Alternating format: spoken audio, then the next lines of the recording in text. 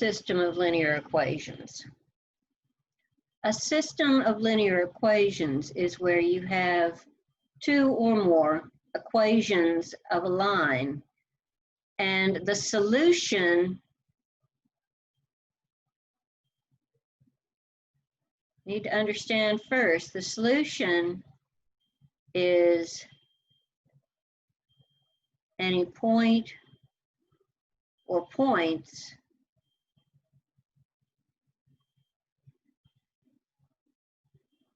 write it this way, point or points, which would be on both lines.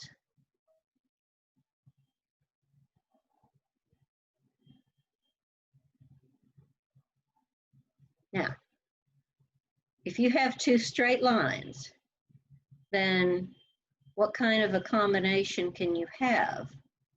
You might have a line and another line, and these would obviously only have one point in common. That's where they intersect. You could have two lines that are parallel and do not intersect. So here we've got one solution. Now the solution is a point, so it has to have both an x and a y. Here we have no solutions.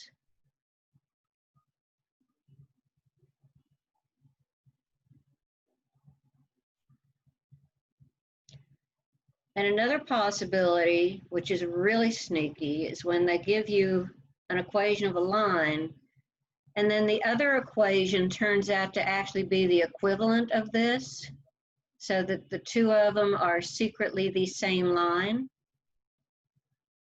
In this case, you have infinite solutions, because since they are secretly the same line, any point that's on one obviously would have to be on the other one. So let's look at the graph of this.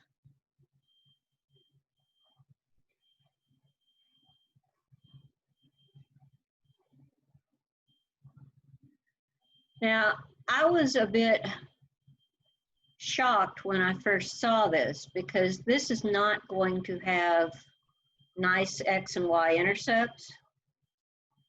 The x-intercept is fine, but the y-intercept is going to be a fraction. And to graph using the slope in the y-intercept is also a problem if the y-intercept is a fraction.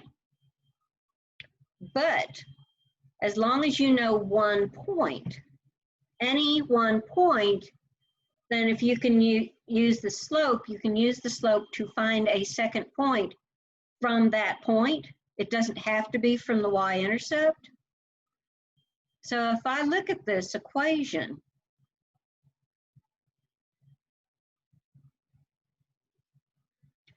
it has the point,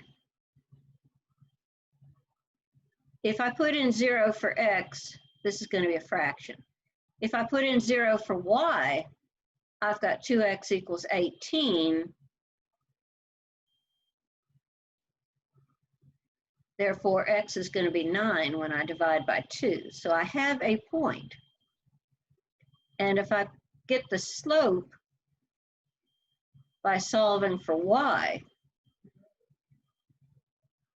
then I would proceed to subtract 2x from both sides, divide by 5, so y is a negative 2/5 x plus 18/5. As you see, this did turn out to be a fraction, but the slope is negative 2/5. So from this point, 9, 0 over 9 up 0. Since the slope is a negative 2/5, then I'm going to go down 2, but it's positive 5, so I would still go 5 to the right. So I can go down 2, 5 to the right. I could also go up 2 and 5 to the left. 1, 2, 3, 4, 5. Up 2, and then 1, 2, 3, 4, 5. So let's see if this will give me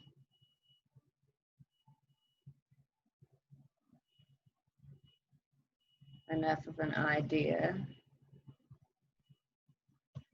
This is really hard to draw a straight line with on this.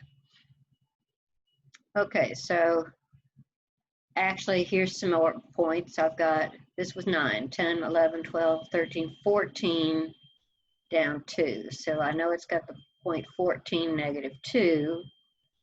And then when I backed up 5, that went from 9 to 4, and I went up 2. And then when I backed off 5 more, if I subtract 4 from this, I get negative 1. Yeah, that's where I was. And then up 2 more would be at 4. So here's some sample points from this system. Let's look at the other system. Negative 3x plus 4y equals negative 4.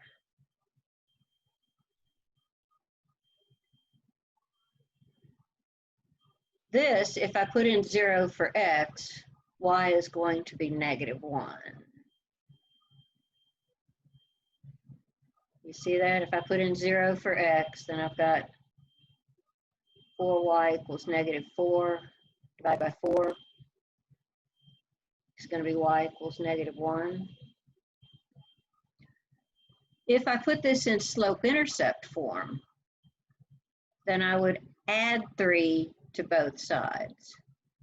So I would have 4y equals 3x. That's still going to be a minus 4, of course. Don't lose this minus. Divide by 4 is going to be y equals 3/4 x minus 1. Already knew about that. But the slope is positive 3/4. So it's up 3 over 4. So I've got 0, negative 1. So here's a point right here. And then I can go up 3 over 4. 1, 2, 3, 1, 2, 3, 4. Aha. Okay, I can keep going. 1, 2, 3, 1, 2, 3, 4. But I've already found where they cross because I went through and found these other points. So it's at 1, 2, 3, 4, 1, 2. So 4, 2 is definitely on the first. Let me see if 4, 2 is on this equation. So if I put in 4 for x, so I'd have negative 3 times 4 plus 2 for y, so 4 times 2. Does that equal negative 4 to confirm that this point is on this line also? That's negative 12 plus 8, which is negative 4, which is negative 4. Yes. So it crosses at the point 4, 2. So notice what I did when I was graphing. I was able to find one intercept that had nice numbers, makes it easy to graph.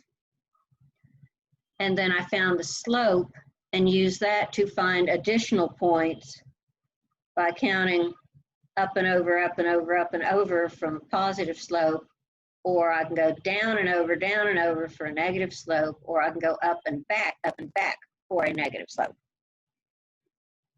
And then I actually counted off to see where these other points were, and lo and behold, found the graph. Now, there is another way to go about finding the solution to a system of equations. And I'm just going to use this same one since it's handy. And it had fairly nice answers. Now, there are other ways, but we're going to talk about elimination.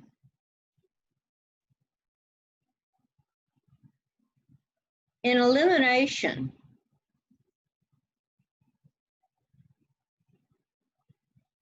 we add multiples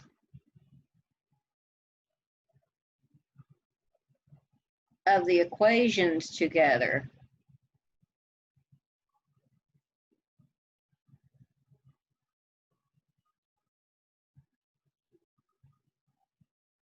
And we want to use multiples that will eliminate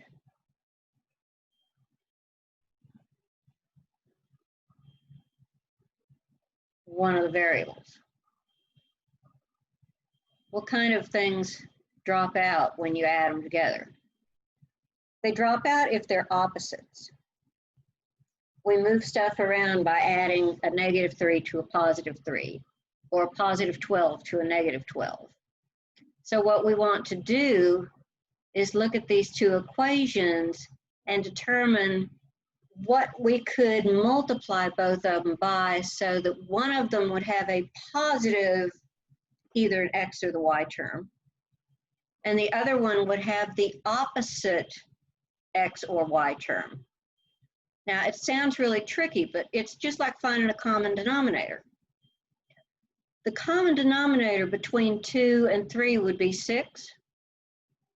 So if we could multiply these so that one would have a positive 6x and the other one would have a negative 6x, that would cause the x terms to cancel out when you add them together. So if I took this equation and I multiplied it by a +3, and I took this one and I multiplied it by a +2, since they already have opposite signs, 3 times this would give me a 6x, let's see, a +15y equals a +24, carry the 2, 54. Watch your signs.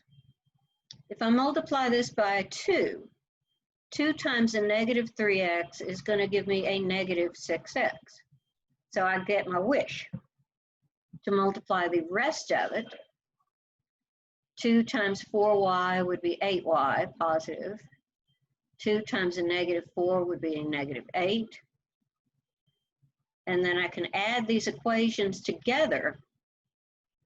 This cancels. 5y and 8y would be a 23y equals 54 minus 8 would be 46.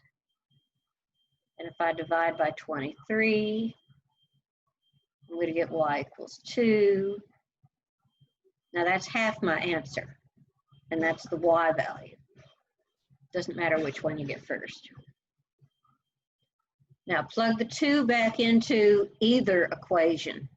These have to have the same point when y is equal to 2, so I can pick whichever one looks easier.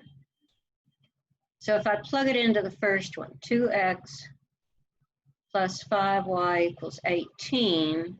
So if I plug in 2 for the y, I would get 2x plus 5 times 2 is 18. 2x plus 10 is 18. 2x, if I subtract 10 from both sides, I get 8. Divide by 2. X equals 4. Now, always, always double check.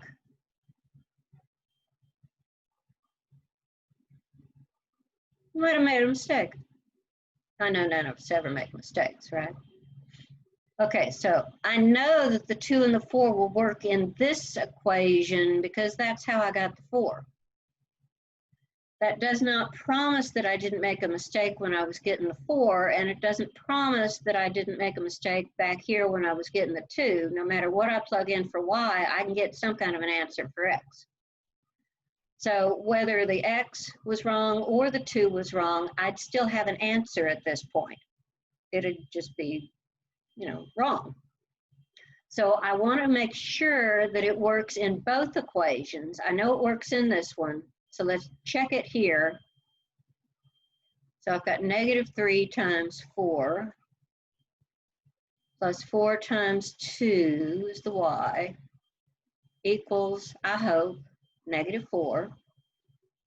So -12 plus 8 equals -4. -4 equals -4. Boom. So that is my answer. And it's